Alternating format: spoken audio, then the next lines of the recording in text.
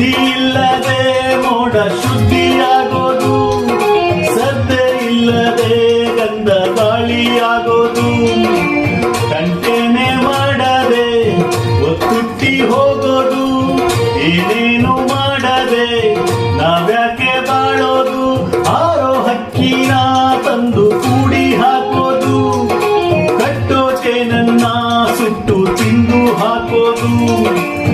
ನನ್ನ ಮನುಷ್ಯ ಕಲಿಯಲ್ಲ, ಒಳ್ಳೇದ ಉಳಿಸಲ್ಲ, ಅವ ನಡೆಯೋ ದಾರಿಲಿ ಹೆರಿಕೇನು ಬೆಳೆಯಲ್ಲ. ಚಿಲಿಪಿಲಿಗಳ ಸರಿಗಮ ಕಿವಿಯೊಳಗೆ,